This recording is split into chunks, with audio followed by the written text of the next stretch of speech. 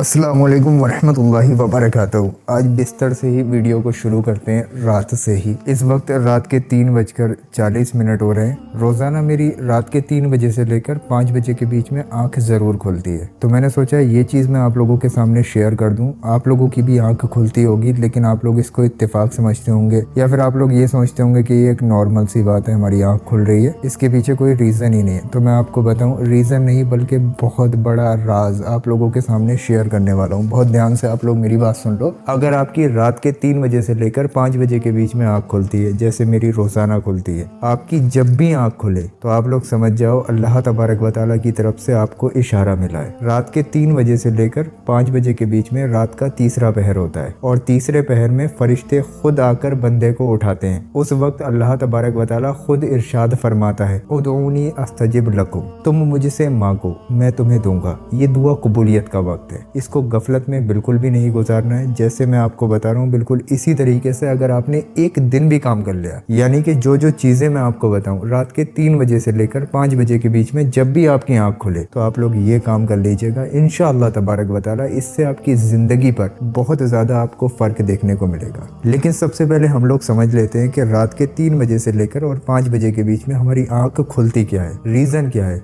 वजह क्या है, इसके पीछे राज क्या है। तो रात का जो तीसरा पहर होता है, उस वक्त फरिश्ते आसमान से ज़मीन पर तजल्ली करते हैं। अल्लाह तबारक व तआला अपने फरिश्तों को हुक्म देता है कि जाओ, इस वक्त मेरा जो भी बंदा सोया हुआ है उसको जगाओ, उसको उठाओ, उसको बोलो कि अल्लाह पाक की इबादत करे। उदऊनी अस्तजिब लकुम, तुम मुझसे मांगो मैं तुम्हें दूंगा। जब अल्लाह तबारक व तआला खुद इरशाद फरमा रहा है कि तुम मुझसे मांगो मैं तुम्हें दूंगा, तो हम लोग उस वक्त गफलत में क्यों गुजार रहे हैं अपनी ज़िंदगी को। अब हमने क्या रूटीन बना लिया है कि हम लोग रात को सो रहे होते हैं। पहली बात तो 3 बजे तक तो हम लोग सोते ही है। 3 बजे तक तो जाके हमारे सारे काम वाम फारिग होते हैं, क्योंकि हमारी बहुत बड़ी बड़ी फैक्ट्रियाँ चल रही हैं, बहुत कंपनियाँ चल रही हैं। तो भाई हमें दुनिया भर का काम देखने को मिलता है, हमें वो देखना ज़रूरी होता है। 50% लोग तो ऐसे होते हैं कि 3-4 बजे जाके सोते हैं, पूरा दिन सोते रहते हैं या 10-11 बजे सोकर उठते हैं। और कुछ लोग ऐसे होते हैं जिनको फरिश्ते उस वक्त में उठाते हैं, यानी कि वो सो रहे होते हैं, उनकी आँख खुलती है रात के 3 बजे से लेकर 5 बजे के बीच में, लेकिन वो लोग इस इशारे को समझ नहीं पाते। अब जिस तरीके से मैं उठा, कुछ लोग इस तरीके से उठते हैं। अब 50% लोग क्या करेंगे, अपने तकिए के नीचे हाथ डाला, फोन को निकाला, सबसे पहले भाई वो ये चेक करेंगे कि नोटिफिकेशन किस किस की है, किसने हमें मैसेज करे, किसकी गर्लफ्रेंड ने उसको मिस किया, किसने क्या करा, किसके बॉयफ्रेंड ने किसको याद किया। हम दुनिया भर की चीज़ों में पड़ जाते हैं और हम लोग अपने फ़ोन को इस तरीके से रखते हैं, दोबारा से सो जाते हैं। हम एक बार भी ये नहीं सोचते हैं कि इस वक्त हमारी आंख खुली है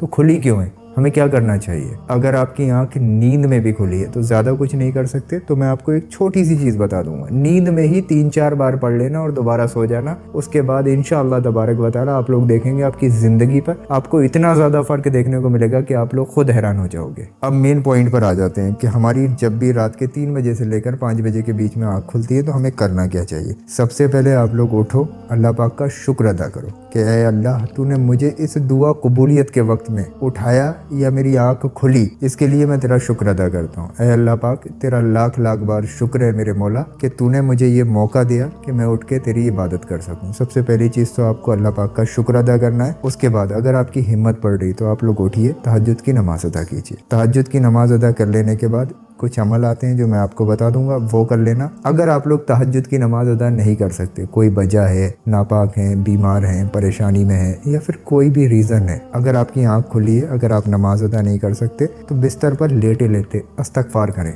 यानी कि अल्लाह पाक से तौबा करें, अपने गुनाहों की माफ़ी मांगे। देखो भाई, दुनिया जीत लो, आप लोग कुछ भी कर लो, कितना भी कमा लो, खा लो, कितना अच्छा पहन लो, कुछ भी कर लो, लेकिन आखिरत में आपको जाना ही जाना है, अल्लाह के सामने आपको हाजिर होना ही होना है। तो सबसे पहली चीज़ और सबसे इम्पोर्टेंट चीज़ क्या हुई कि हम लोग अपनी आखिरत को संवारें। तो अपनी आखिरत को संवारने के लिए अगर हमें दुआ कबूलियत का वक्त मिलता है तो हम लोग सबसे पहले अल्लाह पाक से तौबा करें। जितना हो सके आप लोग अस्तगफिरुल्लाह अस्तगफिरुल्लाह पढ़िए। अस्तगफिरुल्लाह पढ़ते पढ़ते पढ़ते पढ़ते दोबारा से सो जाइए, कोई मसला नहीं है। अगर आपके पूरी दुआ याद है, अस्तगफिरुल्लाह रब्बी मिन कुल्ली ज़म्बिन व अतूबु इलैह, तो पूरी दुआ पढ़िए और पढ़ते पढ़ते सो जाइए। अगर आपसे ये चीज़ें नहीं हो पाती हैं तो खाली दिल ही दिल में, या अल्लाह मेरी तौबा है, या अल्लाह मेरे गुनाहों को बख्श दे, या अल्लाह मुझे माफ़ फरमा दे, सच्चे दिल से अल्लाह पाक से तौबा करें। तौबा करते करते सो जाएं। और अगर आपकी हिम्मत पड़ रही है तो आप लोग सबसे पहली चीज़ तो मैं आपसे यही कहूँगा कि तहज्जुद की नमाज अदा करो। उसके बाद अपने बिस्तर पर इस तरीके से बैठ जाओ। अगर तहज्जुद की नमाज अदा नहीं कर सकते, जैसा भी मैंने बताया, कोई मजबूरी है, नापाकी हालत है या कोई प्रॉब्लम चल रही है या बीमार वगैरह है, तो बिस्तर पर इस तरीके से बैठ जाइए। बिस्तर पर बैठने के बाद एक अल्लाह पाक का छोटा सा नाम मुबारक आता है, मुश्किल से आपको चंद मिनट लगेंगे। बिस्तर पर आप लोग बैठ गए, 3 बार शुरू में दुरूद पाक पढ़ें। दुरूद पाक जो भी आपके याद हो आप पढ़ सकते हैं, खाली सल्लल्लाहु अलैहि वसल्लम भी पढ़ सकते हैं, ये भी एक दुरूद पाक है। 3 मरतबा आप लोगों को दुरूद पाक को पढ़ लेना है। उसके बाद आप लोग या रब्बना या रब्बना या रब्बना, बिल्कुल इस तरीके से आप लोग ये अल्लाह पाक का नाम मुबारक सिर्फ 33 मरतबा यानी कि 33 टाइम पढ़ेंगे। 33 मरतबा आप लोग ये अल्लाह पाक का नाम मुबारक पढ़ लीजिए। उसके बाद 3 बार आखिर में दुरूद पाक पढ़िए। दुरूद पाक जो भी आपके याद हो आप पढ़ सकते हैं, जो आपने शुरू में पढ़ा वो पढ़ सकते हैं, दुरूद इब्राहिमी पढ़ सकते हैं, नहीं तो खाली सल्लल्लाहु अलैहि वसल्लम भी पढ़ सकते हैं। अब जैसा कि मैंने आपको वीडियो के स्टार्टिंग में बताया था कि ये दुआ कबूलियत का वक्त है। अल्लाह तबारक व तआला इस वक्त में खुद इरशाद फरमा रहा है, उदूनी अस्तजिब लकुम, तुम मुझसे मांगो मैं तुम्हें दूंगा। तो जब आप लोग ये नाम मुबारक 33 मरतबा पढ़ ले, उसके बाद आप लोग हाथ उठाइए और अल्लाह पाक से अपनी नेक और जायज़ हाजतों के लिए दुआएं मांगे। जो भी आपकी ज़िंदगी में परेशानियां हैं, मुश्किलात हैं, कोई काम बिगड़ गया है या फिर कोई मुसीबत आ गई, हर